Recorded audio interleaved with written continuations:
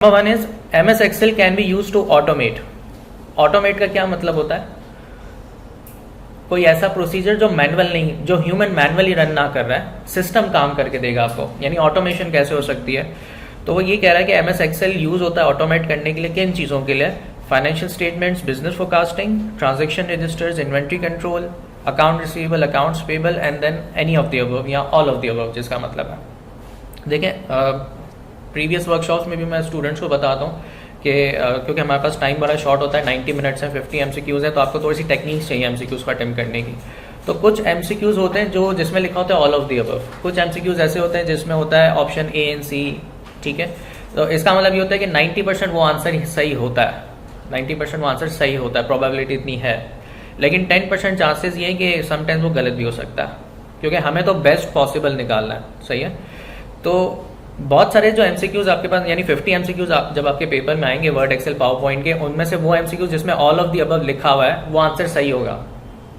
अब सही है तो ऐसा नहीं कि बिल्कुल ब्लाइंडली चेक लगा देंगे और आगे बढ़ जाएंगे, नहीं।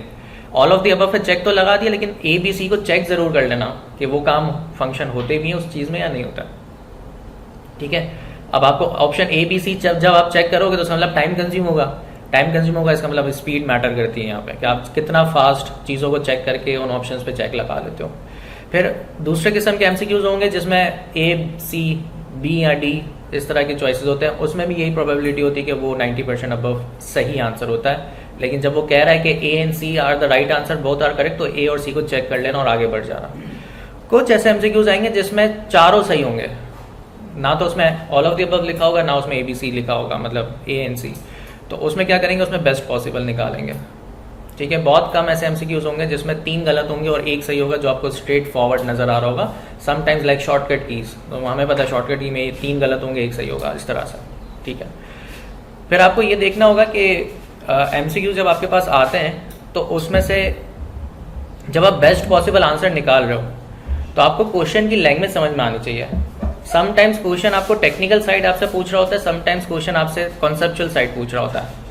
अब आप MCQ में कॉन्सेप्चुअल साइड पूछी भी, आप टेक्निकल साइड से रिलेटेड चेक लगा के आ गए तो वो गलत हो जाता है। आपके लिहाज से आप सही कर रहे होते हो पेपर, लेकिन ICAP के लिहाज से वो सही नहीं होता। बात क्लियर होती है, ठीक है। तो इस तरह के MCQs होंगे जो अभी हम देख लेंगे कैसे होता है। अब यहाँ पर है एनी ऑफ द अबव, इसका मतलब ऑल ऑफ द अबव। तो हमें पता है कि हम एक्सेल के अंदर फाइनेंशियल स्टेटमेंट्स भी बना सकते हैं, फोरकास्टिंग भी कर सकते हैं, transactions, account receivable, account payables के मॉड्यूल्स क्रिएट हो सकते हैं, ऑटोमेट हो सकते हैं। तो इसका मतलब इसमें कौन सा सही आंसर होगा? एनी ऑफ द अबव, ठीक है। Number 2, in order to perform a calculation in a spreadsheet you need to use a table, formula, field और वेरिएबल। अब जरा इसको समझेंगे क्या क्या रहा है। आपको स्प्रेडशीट के अंदर कैलकुलेशन परफॉर्म करनी है, और कैलकुलेशन हम कैसे परफॉर्म करवाते हैं, किस चीज से परफॉर्म करवाते हैं? हमेशा फॉर्मूले से करवाते हैं, फॉर्मूला या फंक्शन से करवाते हैं, ठीक है। टेबल एक ऑब्जेक्ट है तो ये this will be incorrect. Field एक ऑब्जेक्ट है, वेरिएबल एक सिंबल है या निशानी है या कैरेक्टर है, तो उनसे कैलकुलेशंस प्रोवाइड नहीं होती, कैलकुलेशंस हमेशा फॉर्मूला से होती है, ठीक है। Where a row and column meet, what do you call that? A cell. जैसे मैंने बात की थी, the intersection of columns and rows create cells, ठीक है। तो सेल क्रिएट होता है।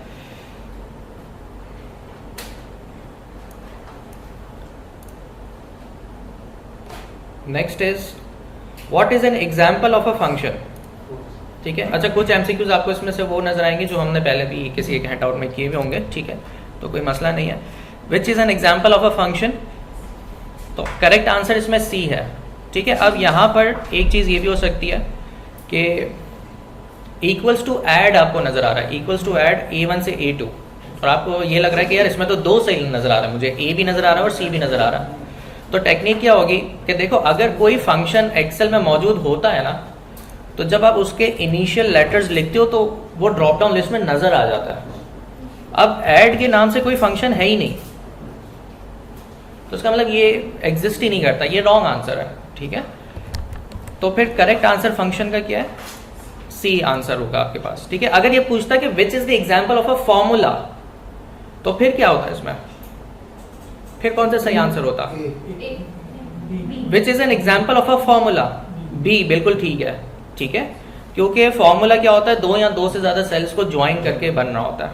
एक और बात याद रखिएगा, जब किसी सेल के अंदर लेट्स सपोज हम दो नंबर्स को ऐड करते हैं, तो मैं फॉर्मूला यूज नहीं कर रहा, मैं फंक्शन यूज कर रहा हूँ। तो फंक्शन यूज करने के लिए मैं कहता हूँ इक्वल्स टू सम, और मैंने इस रेंज को सेलेक्ट किया, मैंने एक फंक्शन यूज किया, ठीक है।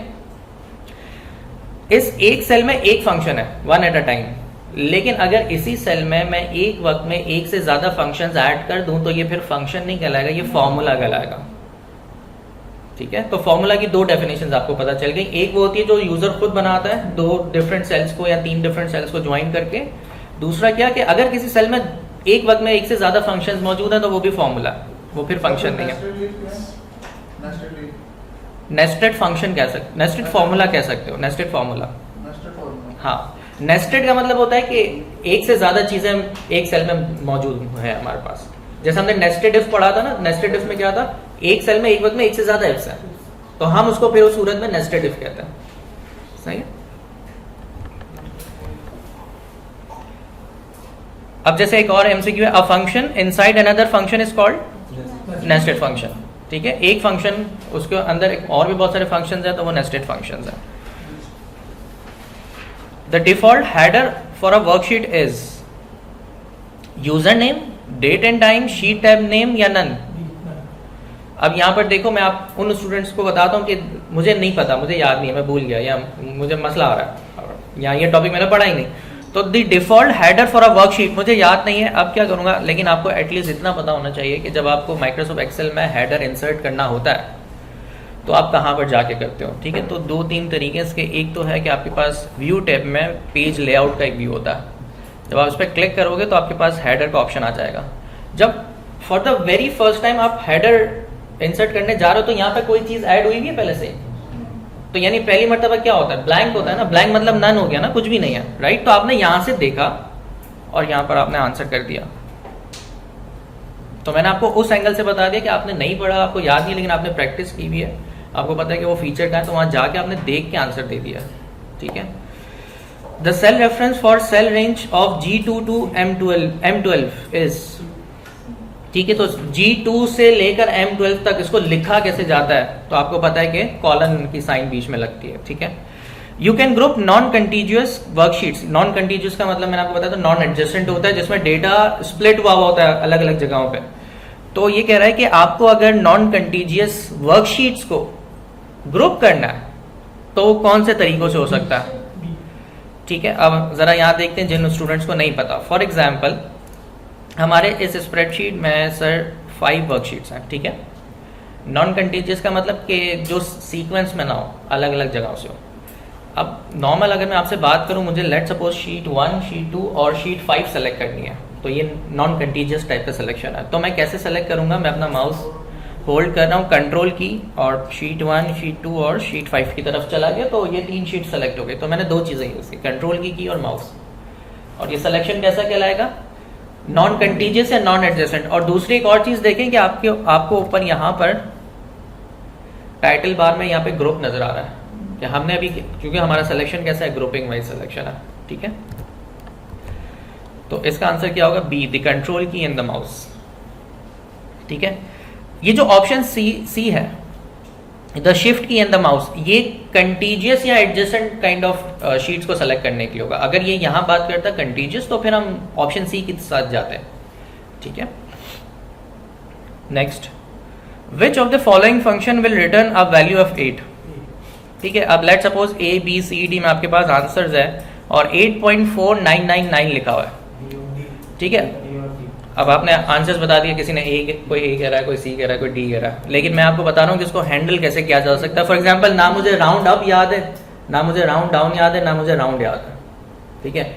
तो मैं अब थोड़ा सा कॉमन सेंस लगाऊंगा, मैं ये करूंगा कि मुझे पता है कि नंबर क्या है, 8.4999, मैंने एक सेल में लिख दिया, ठीक है। पहले मैंने चेक किया, लेट सपोज अगर मैं ऑप्शन सी के साथ जाता हूं, इक्वल्स टू राउंड नंबर, और यहां पे क्या कह रहा है, डिजिट्स 0,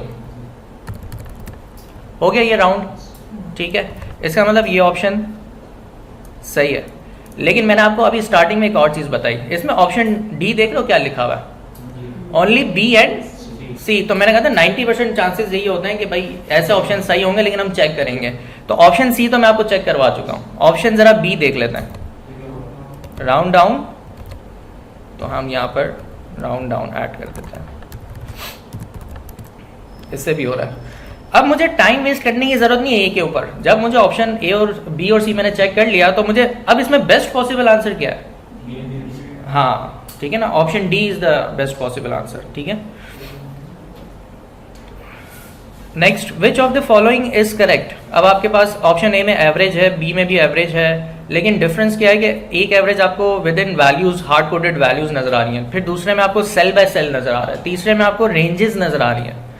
तो अगर आप याद करो तो मैंने डे 1 में बताया था कि अलग अलग तरीकों से भी आप यूज कर सकते हो, और हाँ all of the above chances है कि ये एमसीक्यूज हमारे सही होंगे। ठीक है, next, which of the following function will be used to find the highest number of in a series of number. This is max, option A. अब अगर किसी को देखो कंफ्यूजन होता है कि जी किसी को याद नहीं कि ये सही ऑप्शन है और मैं भूल गया हूं, तो मैंने कहा था कि हाईएस्ट भी यहाँ लिखा हुआ है, हाई भी लिखा हुआ है, मैक्सिमम भी लिखा हुआ है। अगर ये फंक्शन एक्सेल में एग्जिस्ट करता होता तो मेरे पास लिखा हुआ आ रहा होता, इसका मतलब ये फंक्शन एग्जिस्ट ही नहीं करता। कौन सा फंक्शन एग्जिस्ट करता है? मैक्स। ठीक है, next, with what is the shortcut key to insert current date in a cell.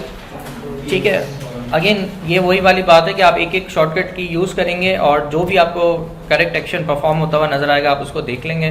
Plus आपको अगर कुछ शॉर्टकट कीज होती है जो स्टैंडर्ड होती हैं, जो वर्ड एक्सेल पावर पॉइंट में सेम रहेंगी, जैसे control S, control O, control P, ये सारे स्टैंडर्ड जो बैक स्टेज व्यू की शॉर्टकट कीज है, लेकिन कुछ डिफरेंट होती हैं। उनको निकालने के लिए क्या तरीका होता है सिंपल आपके स्टडी टेक्स्ट में, कि अगर मुझे देखना हो तो शॉर्टकट कीज ऊपर कैसे बनती है, तो आपको पता है कि ऑल्ट की होती है आपके पास। जब आप प्रेस करते हो पहली मर्तबा तो आपके पास ऊपर कुछ आपको लेटर्स नजर आते हैं, जिस टैब में आपको जाना है वो लेटर आप कॉल करते हो। फॉर एग्जांपल पेज लेआउट के लिए पी है, और फिर उस पेज लेआउट के अंदर जितने ऑप्शंस नजर आ रहे हैं उसके अल्फाबेट्स हैं। तो मुझे एक ऑप्शन तक जाने के लिए कॉम्बिनेशन बनाना पड़ता है कुछ अल्फाजों का, ऑल्ट पी सी, तो उससे एक एक्शन परफॉर्म होगा।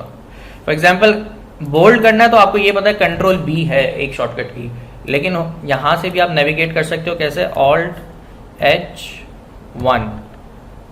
तो हो सकता है एमसीक्यूज में ऐसा भी हो जाए कि जी शॉर्टकट की बोल्ड करने की क्या है, और आपने चेक लगा दिया कंट्रोल बी पे। ये तो आपके लिहाज से बेस्ट पॉसिबल था ना, लेकिन हमने प्रोबेबिलिटी देखी नहीं देखी, तो ऑल्ट से भी हो सकता है, ऑल्ट H1 से भी बोल्ड हो सकता है, कंट्रोल बी से भी बोल्ड हो सकता है। ठीक है, तो जो भी जितनी भी शॉर्टकट कीज वाले एमसीक्यूज होंगे जितने भी आपके पास आते हैं वो सारे ऑल्ट से हैंडल हो सकते हैं, आप देख सकते हो उसको कि कौन सा आंसर सही है।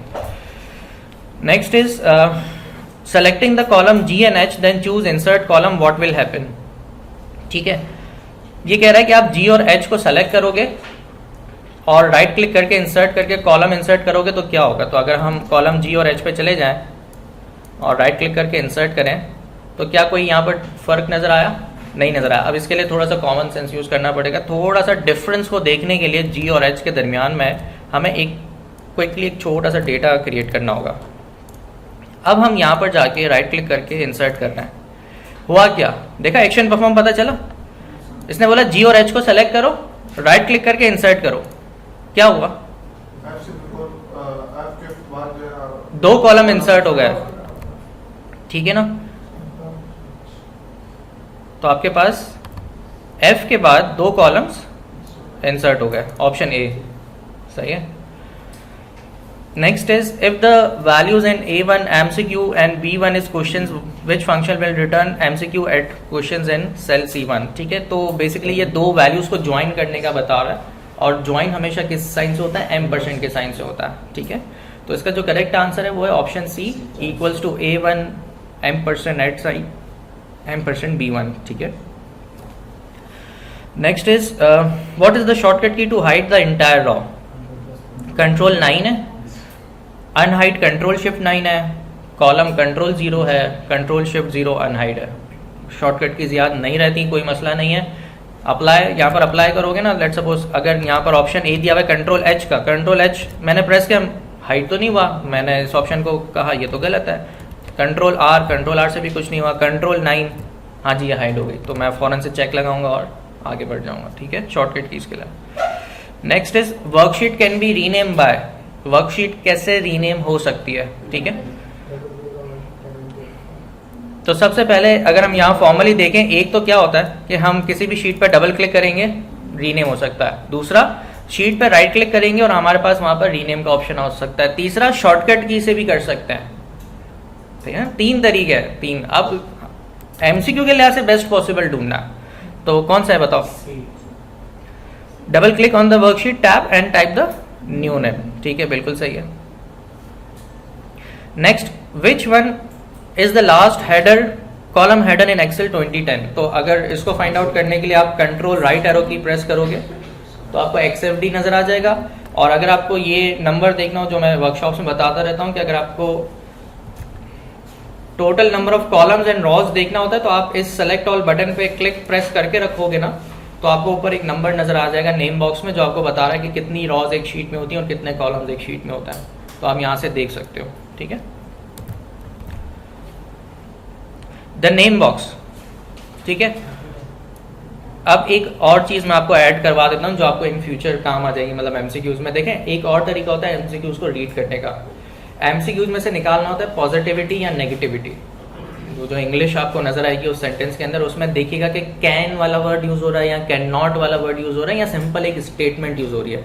अगर एक सिंपल स्टेटमेंट है तो इसका मतलब वो पॉजिटिव है, तो इसका मतलब कैन एटीट्यूड है उसके अंदर, यस एटीट्यूड है। तो आपको बेस्ट पॉसिबल भी वही आंसर निकालना है। अब जैसे यहाँ पर लिखा हुआ है द नेम बॉक्स, ना तो नेम बॉक्स की नेगेटिविटी के ऊपर बात की है, ना कोई स्पेसिफिक यूज के ऊपर बात की है, सिर्फ बोला कि नेम बॉक्स क्या है, यस एटीट्यूड के ऊपर बात की है। तो अब यहाँ पर जरा ऑप्शन देखते हैं। Shows the location of the previously active cell, क्या वो प्रीवियस सेल की लोकेशन शो करता है। Appears at the left of the formula bar, formula bar के लेफ्ट साइड पर है। बिलो द स्टेटस बार या मेन्यू बार, तो हमें पता है जो बेस्ट पॉसिबल है वो क्या है कि जब हम नेम बॉक्स को देखते हैं तो वो फॉर्मूला बार के लेफ्ट साइड पर मौजूद है। सही है। Hyperlinks can not be. ठीक है, अब इस एमसीक्यू में जल्दी से अगर टेक्निक की बात करें तो नीचे एक ऑप्शन दिया हुआ है ऑप्शन डी में कि जी ऑल कैन बी हाइपरलिंक्स। तो मैंने कहा कि प्रोबेबिलिटी यही होती है कि this will be the right answer. लेकिन हम चेक कर सकते हैं कि जी अगर हम हाइपरलिंक्स क्रिएट करते हैं तो फॉर एग्जांपल मैं क्या किसी टेक्स्ट के ऊपर यानी सेल के अंदर हाइपरलिंक क्रिएट कर सकता हूं।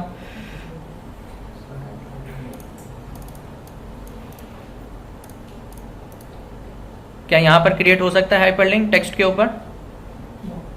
नहीं।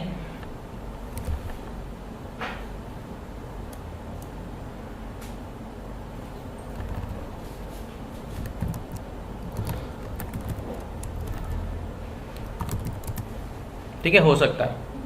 सही है। अब मेन्यू में नजर नहीं आ रहा था। सही है। जब आपने लेट सपोज मैं अगर फिर से नाम लिखता हूं और मैं कहता हूं कि मैं जब रहीं पे क्लिक करूं तो google.com की तरफ वो मुझे लेकर चला जाए या कोई भी वेबसाइट की तरफ लेकर चला जाए, तो जब मैं राइट क्लिक कर रहा हूं तो क्या यहाँ इंसर्ट हाइपरलिंक का ऑप्शन नजर आ रहा है? नजर नहीं है। और मैंने ये समझा कि शायद इस पर हो ही नहीं सकता, ऐसा ही है ना। फिर मैंने शॉर्टकट की यूज की हाइपरलिंक की, वो है कंट्रोल के।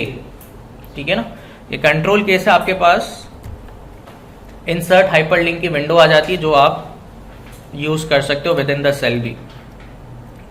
तो इसका मतलब सेल के अंदर जो टेक्स्ट लिखा हुआ है उस पर भी हाइपरलिंक यूज होता है। इसके अलावा अगर मैं कोई ऑब्जेक्ट इंसर्ट करता हूं, राइट क्लिक, लिखा हुआ है नहीं, कंट्रोल के।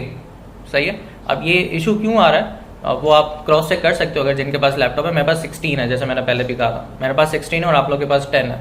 तो हो सकता है जब आप लोग राइट क्लिक करें तो आपके पास वो मेन्यू में आ रहा हो, ठीक है, लेकिन मेरे पास नहीं आ रहा। तो मैं कंट्रोल के को यूज कर रहा हूँ। बट स्टिल मैं ये कहना चाह रहा हूँ सेल के अंदर भी पॉसिबल है, ऑब्जेक्ट इंसर्ट किया आप देख रहे हो उसके अंदर भी पॉसिबल है। तो फिर हमने जब इसको क्रॉस चेक कर लिया, पिक्चर्स, ये कह रहा है कि अगर आप पिक्चर इंसर्ट करते हो, चलें ये तीसरा ऑप्शन भी देख लेते हैं कि अगर मैं कोई एक्सटर्नल पिक्चर इंसर्ट करवाता हूं, ठीक है, तो अगर क्या इस पे भी हम क्रिएट कर सकते हैं हाइपरलिंक? ये रहा लिंक, बिल्कुल क्रिएट कर सकते हैं। इसका मतलब बेस्ट आंसर क्या था उसके अंदर? All can be hyperlinks, right. ठीक है।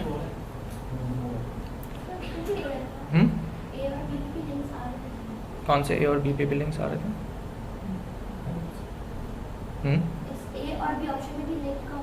बिल्कुल सब पे है। ये भी शेप्स ही हैं। ठीक है, ए शेप्स हैं, ड्राइंग ऑब्जेक्ट्स हैं, पिक्चर्स हैं। यानी इन सब पे हाइपरलिंक बन सकता है, बिल्कुल बिल्कुल। Next, which type of charts can Excel produce? कौन कौन से चार्ट्स एक्सेल बना सकता है? अब प्रैक्टिकली बहुत सारे चार्ट्स बन सकते हैं एक्सेल पे, लेकिन इस एमसीक्यू में आपको उसने लिमिटेड रखा हुआ है, उसके अंदर कह रहा है बेस्ट पॉसिबल निकाल के दो। तो उस लिहाज से आप क्या करेंगे, bar charts, line charts and pie charts, all three are possible, तो बेस्ट पॉसिबल मेरे लिए है, ठीक है। अच्छा, एक और चीज देख रहे हो उसमें कि इसने ए, बी और डी में एक कॉमन वर्ड यूज किया है, कौन सा जरा फाइंड करो, हाँ ओनली, ठीक है ना। तो ये क्या कर रहा है, ये रिस्ट्रिक्ट कर रहा है, ये आपको खुद बता रहा है। मैंने कहा ना can attitude and can not attitude आपको जरूर एमसीक्यूज में नजर आता है, और वहीं से आप चीजें निकाल रहे हो, ठीक है। 22, what does the VLOOKUP function do? Find related record. इसका काम ही यही है कि वो यूजर की रिक्वायरमेंट के हिसाब से रिलेटेड रिकॉर्ड्स निकाल के देता है, ठीक है। What is the keyboard shortcut key for creating a chart from selected cells? अब लेट्स सपोज ये शॉर्टकट की हमें नहीं कर पता, लेकिन हाँ बिल्कुल F11 होती है। अगर हम कुछ नंबर्स लिखते हैं और क्विकली हमें चार्ट चाहिए तो हम F1 प्रेस करते हैं। F1 से होता ये कि एक सेपरेट शीट इंसर्ट होती है चार्ट के नाम से, जो आपको बाय डिफॉल्ट एक कॉलम चार्ट दिखाती है। मैंने आपको एमसीक्यूज के अंदर कुछ फर्दर स्टोरी भी बता दी, अगर आपने सुन लिया हो तो, कि मैंने आपसे ये कहा कि F11 चार्ट तो इंसर्ट करके देता है, लेकिन एक सेपरेट शीट बनाती है, और बाय डिफॉल्ट कौन सा होता है, कॉलम चार्ट होता है। लेकिन साथ साथ एक और शॉर्टकट की भी है चार्ट को इंसर्ट करवाने के लिए, वो ये है Alt F1। Alt F1 और F11 में क्या फर्क है? चार्ट की टाइप में कोई फर्क नहीं आता, लेकिन Alt F1 से जो है वो करंट शीट के अंदर ही चार्ट इंसर्ट हो जाएगा, अलग से नहीं होगा, ठीक है।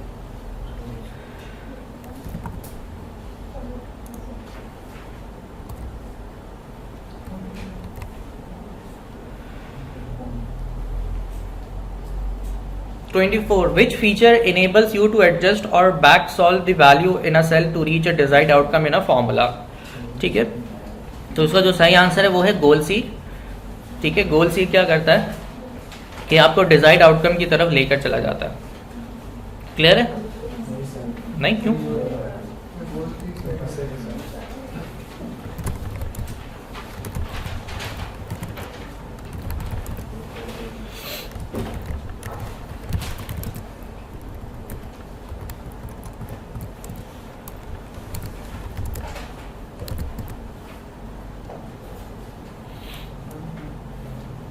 रजिस्टर्स ओपन करें जरा, आपके पेन मैं निकाल के बता देता हूँ। कौन है बैग, जरा देखो तो, क्या कोई काम है? पूछो पूछो, देखो नहीं उसको, जाओ पूछो। अच्छा ठीक है। मैं मंथली पेमेंट यहाँ पर निकाल रहा हूँ। रेट यहाँ पर ईयरली है, तो मैं डिवाइड करूँगा 12 से, तो ये मंथली बन जाएगा, ठीक है। मुझे आपको गोल सीख समझाना है, मंथली पेमेंट नहीं। मंथली पेमेंट आप नहीं निकाल सके, बहरहाल जब फर्म में जाएंगे तो आप इस तरह से कर रहे होंगे सिस्टम के ऊपर काम। नंबर ऑफ पीरियड्स 10 साल है, मल्टीप्लाई बाय 12 करूंगा तो ये भी मंथली बन जाएगा, ठीक है। और प्रेजेंट वैल्यू, क्योंकि कैश इनफ्लो होगा, कैश लूंगा मैं, लोन ले रहा हूँ मैं, तो इस हिसाब से मेरे पास जो मंथली अमाउंट बनेगा वो 1321 रुपये बनेगा, ठीक है। 1322 रुपये, सही है। सारे हो गए? हाँ ठीक है, ले आना प्लीज, थैंक यू। ठीक है, अब लेट्स से कि पर्सन ए आपके पास आया और उसने अपनी रिक्वायरमेंट बताई और आपने उसको कहा कि भाई आप मंथली मुझसे कितना आपको मंथली बैंक को पे करना होगा, 1322 रुपए इस लोन के ऊपर, अगर आप इस पैटर्न पे चलते हो। उसने कहा जनाब मैं 1322 रुपए पे नहीं कर सकता, मैं सिर्फ आपको 1000 रुपए मंथली बेसिस आकर देकर जाऊंगा, ठीक है। तो डेफिनेटली जब एक चीज कम हो रही है तो इन चीजों पे भी इम्पैक्ट पड़ेगा। वो कहेगा कि भाई इन हिसाब से जो है वो 1322 रुपए बनते हैं। अगर आप कम मंथली पेमेंट पे करोगे तो उस हिसाब से आपको लोन 1 लाख का नहीं मिलेगा, थोड़ा सा कम मिलेगा, ठीक है। तो अब जरा निकाले 1322 नहीं 1322 होगा तो निकालने की जरूरत क्या है, -1000 पे करूंगा मंथली अगले 10 साल तक 10% के इंटरेस्ट पे, तो मेरी प्रेजेंट वैल्यू क्या बनेगी, मैं कितना लोन लेकर जा सकूंगा बैंक के पास। मैं फ्यूचर वैल्यू नहीं पूछ रहा, प्रेजेंट वैल्यू पूछ रहा हूँ। नंबर निकालना है तो हम देखो, हमें गोल पता है, मुझे ये तो पता चल गया ना, अब इसको समझेंगे गोल सीक होता क्या है। मुझे अपना गोल पता है कि मैं हर महीने बैंक को 1000 रुपये देके जाऊंगा, मुझे गोल पता चल गया। लेकिन उस गोल में मुझे ये चीज पता नहीं चल रही कि मुझे लोन अमाउंट एक्चुअल कितना मिलेगा। उसको सीक करने के लिए कितने स्टेप्स की मुझे कैलकुलेशंस करनी है, मुझे नहीं समझ में आ रही, मैं मैनुअल नहीं कर पा रहा उसको। ठीक है, तो गोल सीक का मतलब ये कि गोल यूजर को पता होता है, लेकिन उस तक पहुंचने के लिए कितने स्टेप्स लगेंगे, कितने गैसेस लगेंगे, वो नहीं पता मुझे। तो जरा उसको देखते हैं। गोल सीक होता कहां पे? डेटा के टैब में। ठीक है, व्हाट इफ एनालिसिस, और व्हाट इफ एनालिसिस के अंदर आपके पास गोल सीक है। जब आप गोल सीक पे क्लिक करोगे तो आपके सामने गोल सीक की विंडो आ जाएगी, जिसमें 3 फील्ड्स आपको नजर आ रही हैं। सबसे पहले है सेट सेल, आपको किस सेल को सेट करना है। हमें बेसिकली पेमेंट के ऊपर इशू आ रहा है, तो हम पेमेंट वाला सेल हमारा एक्टिव होता है। कितनी वैल्यू के ऊपर करना है, मैंने कहा मैं हर महीने कितना दूंगा, 1000, नेगेटिव 1000 मतलब कैश आउटफ्लो है तो पेमेंट है। ठीक है, नेगेटिव में दिखा रहे हैं। बाय चेंजिंग सेल, अब इसके बेसिस पे मैं किस वेरिएबल को मतलब एलिमेंट को चेंज करूंगा। मैं कहूंगा लोन अमाउंट मुझे रिवाइज, एक नया लोन अमाउंट मुझे मिलेगा, वो किस सेल में मौजूद है जनाब, वो B1 में मौजूद है।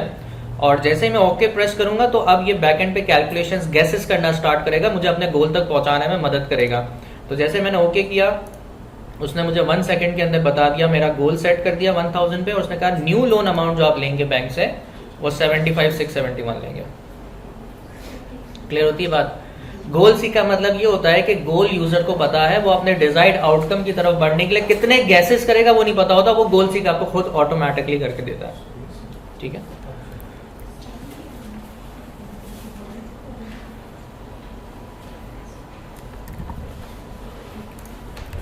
तो अब जरा इस सेंटेंस को पढ़ लूं मैं। What feature enables you to adjust और back solve the value in a cell to reach a desired outcome in a formula.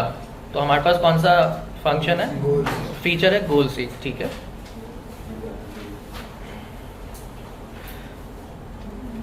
Thesaurus tool in MS word is used for, एक तो हमने कहा था कि हम टेक्निक वो फॉलो करेंगे ऑल ऑफ द अबव वाली।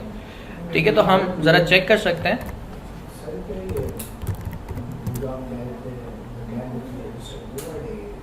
थिसॉरस के अंदर और भी बहुत सारी चीजें होती हैं, सिनोनिम्स और सजेशंस भी होती हैं उसके अंदर। माइक्रोसॉफ्ट वर्ड में दिखा देता हूँ। हाँ बोलो बोलो। सी पे सिनोनिम एंड एंटोनिम्स ना, तो हम देख लेते हैं स्पेलिंग और ग्रामर ऑप्शन उसमें है कि नहीं है। ठीक है, क्योंकि मैंने कहा था ना ऑल ऑफ द अबव की प्रोबेबिलिटी कितनी है, 90% है। तो हम चेक तो लगा देते लेकिन रिस्क नहीं लेंगे ना, तो हम वो चेक कर लेंगे। तो अगर हम थिसॉरस पे क्लिक करें और उसमें अगर हम देखें कुछ अल्फाज यहाँ हम लिख लेते हैं कि इनमें क्या क्या चीज़ें मौजूद हैं।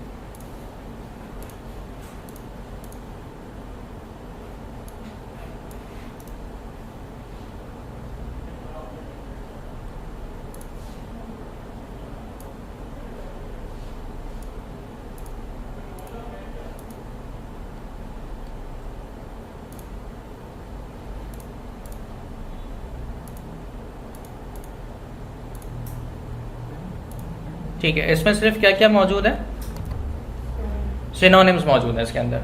ठीक है ना, तो इसका मतलब इसमें ऑल ऑफ द अबव सही नहीं है। अब जरा यहाँ देखना कि अगर यहाँ वो लिखता थिसॉरस की जगह वो लिखता प्रूफिंग के ग्रुप में, ठीक है, कि प्रूफिंग के ग्रुप में क्या क्या अवेलेबल है, फिर उस लिहाज से क्या होता है ऑल ऑफ द अबव होता है, क्योंकि प्रूफिंग के ग्रुप के अंदर स्पेलिंग, ग्रामर और वर्ड काउंट हर चीज मौजूद है। सही है, तो ऑप्शन 25 का ऑप्शन सी होगा। ठीक,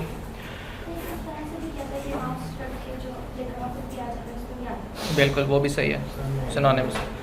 borders can be applied to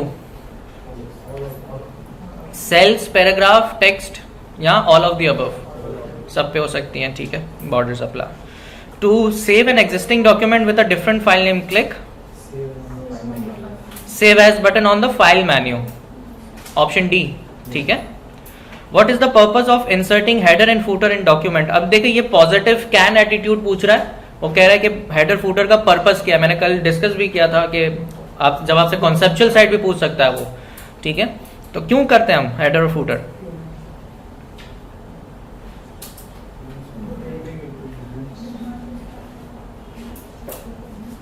हाँ जी, हेडर और फूटर क्यों करते हैं use? Option A to enhance the overall appearance of the document, ठीक है। अब ऑप्शन बी सी डी क्यों नहीं हो सकता सर, मैं उसका जवाब दे देता हूं। To mark the starting and ending of the page, header और फुटर बाय डिफॉल्ट टॉप और बॉटम पे ही होता है, ये तो अंडरस्टूड सी बात है और ये टेक्निकल बात है, बात सही है ये भी, लेकिन ये टेक्निकल बात है। एमसीक्यू की लाइन अगर पढ़ो तो वो कैन एटीट्यूड पूछ रहा है, कॉन्सेप्चुअल साइड पूछ रहा है। ऑप्शन सी क्यों नहीं हो सकता, to make large document more readable. भाई अगर लेट सपोज मैं हेडर फुटर इंसर्ट नहीं करता और मैं पैराग्राफ में मिस्टेक करता हूं तो रीडेबिलिटी तो वहां पे भी नहीं है, तो उससे कोई फर्क नहीं पड़ेगा। Option D to allow page headers and footers appear on the document when printed, मैं प्रिंट हेडर फुटर डालूंगा तो वो डेफिनेटली प्रिंट भी होगा, तो ये टेक्निकल साइड पे बात कर रही है सारी। हमसे पूछा गया कॉन्सेप्चुअल साइड, ठीक है, जो इसका best possible answer option A बनता है। अगर आप इसमें देखो तो ये आपको इसमें ऑप्शन ए बी और डी तीन सही ऑप्शंस हैं और तीन में से आपने बेस्ट पॉसिबल पिक किया है, सही है। विच of the following line spaces is invalid, line spacing इसमें से कौन सी जो है वो इनवैलिड है, जरा यहाँ चेक कर लेते हैं। अगर मुझे देखना हो, फॉर एग्जाम्पल मुझे याद नहीं है, ऐसा स्टूडेंट जो भूल गया है लेकिन उसको लाइन स्पेसिंग पता हो कि वो डॉक्यूमेंट में कहाँ होती है, तो होम टैब में आपके पास पैराग्राफ के ग्रुप में लाइन स्पेसिंग है। अब यहाँ पे सिंगल मल्टीपल डबल कुछ भी नहीं लिखा हुआ, लेकिन एक ऑप्शन है लाइन स्पेसिंग ऑप्शंस, ठीक है। आप यहाँ गए और यहाँ पर देख रहे हो लाइन स्पेसिंग का एक ड्रॉप डाउन मेन्यू बना हुआ है। वैसे कितनी है, 1 2 3 4 5 6, ये 6 स्टैंडर्ड है लाइन स्पेसिंग के अंदर, ठीक है। तो कौन सी नहीं है, हाँ। अब मैंने डे 1 में आपको एक चीज बताई थी, अगर स्टूडेंट्स ने पिक की हो, मैंने आपसे कहा था कि आई कैप कैसे एमसीक्यूज पूछता है, जो विंडोज के अंदर छुपे होते हैं जिसको ढूंढना होता है। यहाँ मेरी बात प्रूफ हो रही है, ठीक है ना, कि मैंने आपको प्रूफ करके दिखा दिया कि देखें ये कहाँ था, ये यहाँ स्ट्रेट फॉरवर्ड नजर नहीं आएगा जैसे आपके स्टडी टेक्स्ट में दिया हुआ है।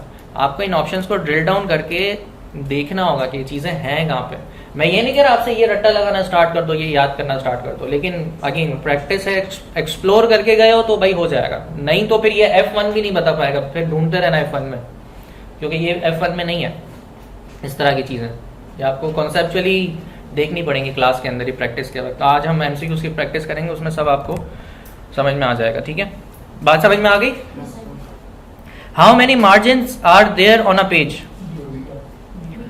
ठीक है। अब लेट सपोज ये भी मुझे नहीं पता ठीक है, तो फाइल प्रिंट, सर मार्जिन्स में यहाँ जाके देख सकते हो, बाय डिफॉल्ट नॉर्मल होती है ना, उसमें कितनी पोजीशंस हैं, टॉप बॉटम लेफ्ट राइट 4 हैं, नजर आ रहा है यहाँ पे। ऑप्शन बी देख के आंसर दे दिया, ठीक है। Use the ribbon where should you go to activate the ruler on your document, बिल्कुल ये इजी है। अगेन ये भी क्या ढूंढना है, हाँ वेरीफाई करना है कि वो ऑप्शन वहां मौजूद है, ऑप्शन मौजूद है, आपने चेक लगा दिया। विच of the following is the latest version of MS word. अब इस MCQ के लिहाज से 2010 है, जो कि बिल्कुल ठीक है, लेकिन लेटेस्ट 2016 है। अगर MCQ में 2010 भी होता, 2016 भी होता, तो बेस्ट पॉसिबल मेरे लिए 2016 बन जाता, लेकिन अभी 2010। 7 के बाद 10 आया, 10 के बाद 13 आया, 13 के बाद 16 आया। अब मुझे बताओ लेटेस्ट कौन सा है। 16 से पहले जाऊंगा तो लेटेस्ट कौन सा बन जाएगा, और 13 से पहले जाऊंगा तो कौन सा बन जाएगा। अब इसमें कौन सा नजर आ रहा है लेटेस्ट के हिसाब से, ये बुक के हिसाब से ही पूछा। यार नहीं ना, स्टाइल नहीं होगा ना, ये इफेक्ट होगा। क्यों स्टाइल होगा, अब मैं आपको प्रूफ करके दिखाता हूँ।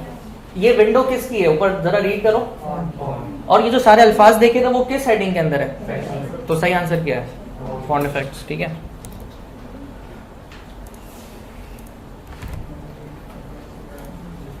सही है। Next 34 autocorrect was originally designed to replace dash words as you type misspell words. तो मैंने कहा था कि आपको वर्ड में 3 डिफरेंट वेवी लाइंस नजर आ रही होती हैं, ठीक है। कौन कौन सी होती हैं, कलर्स बताओ जरा। हाँ और ब्लू। तो ग्रीन किस लिए यूज होती है, कब कब आती है वो, जब ग्रामेटिकल मिस्टेक्स हो, ठीक है, और स्पेसिंग का मसला हो, कॉमा नहीं है, फुल स्टॉप कहीं प्रॉपर नहीं है, पंचुएशंस नहीं है, ठीक है। उन सूरत में स्पेलिंग मिस्टेक में रेड होगी, और ब्लू कहाँ पर होगी, जहाँ कॉन्टेक्चुअल मिस्टेक्स होंगी।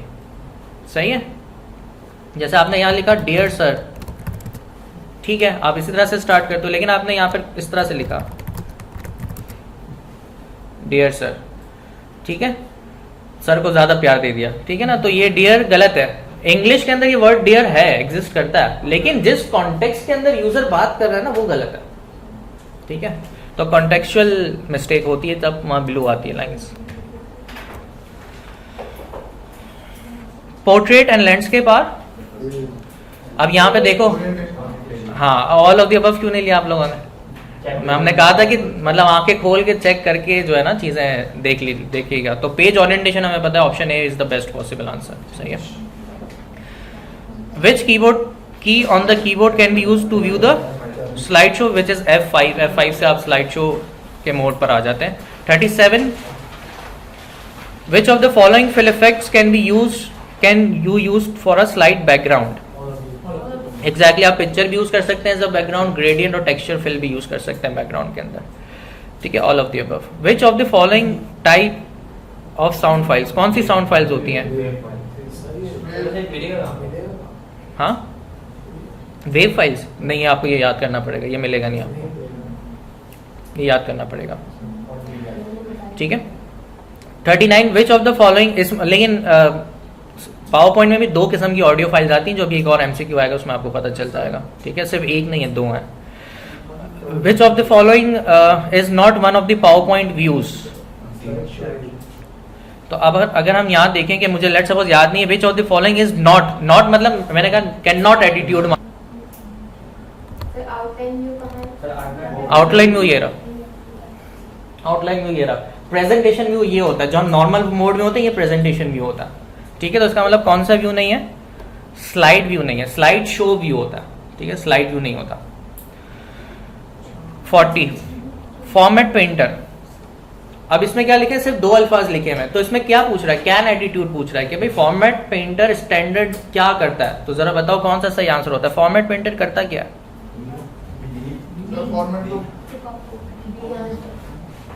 फॉर्मेट पेंटर बेसिकली होता ही है, हाँ कॉपी पेस्ट वाला काम करता है, बिल्कुल सही है।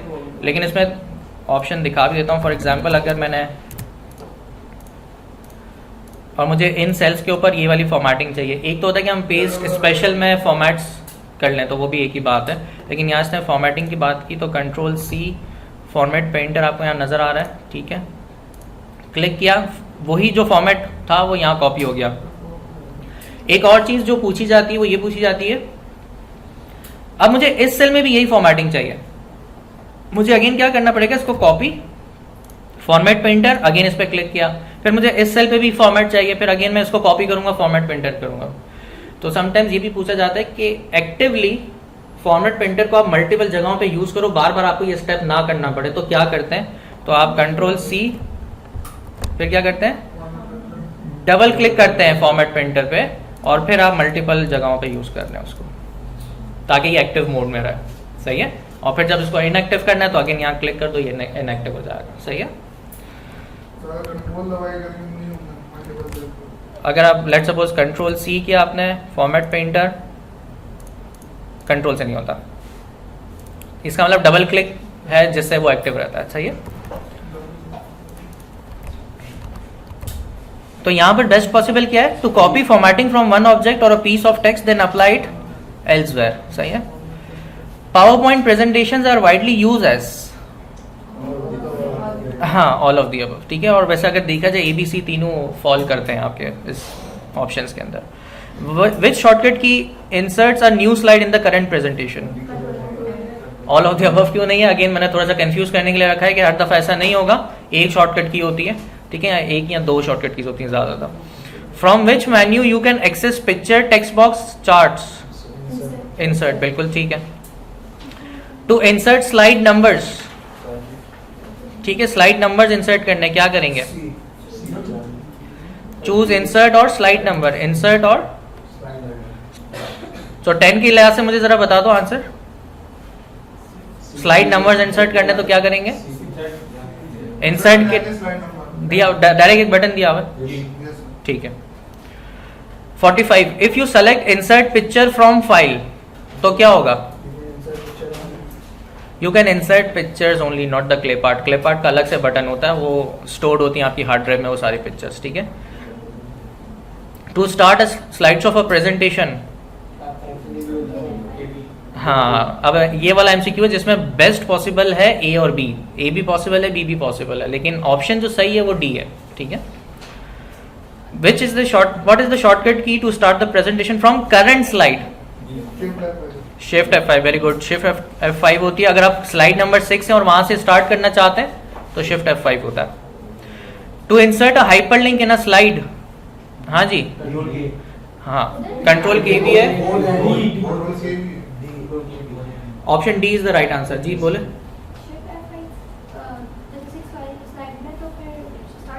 सिक्स से स्टार्ट होगी, 1 से, हमेशा 1 से स्टार्ट, ठीक है। In Microsoft PowerPoint 2 kind of sound effects files that can be added to the presentation are, ठीक है।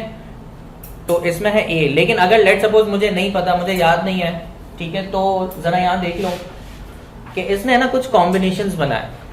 तो आप अगर पिक्चर्स यूज करते हो तो पिक्चर्स के फॉर्मेट होते हैं, उसके भी एक्सटेंशंस होते हैं, जैसे जेपीजी, जिफ, जिफ में एनिमेशन होती है छोटी छोटी सेकंड्स की।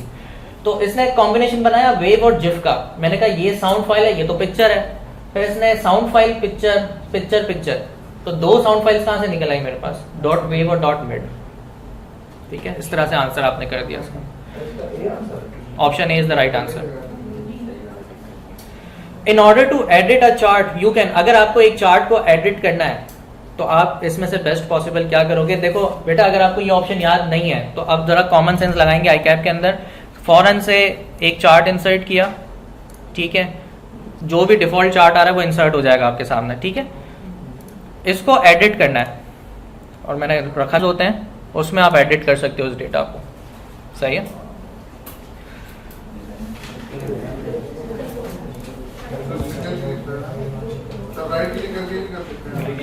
लेकिन अगर वो ऑप्शन होता तो फिर हम उसके साथ जाते, वो बेस्ट पॉसिबल बन सकता है।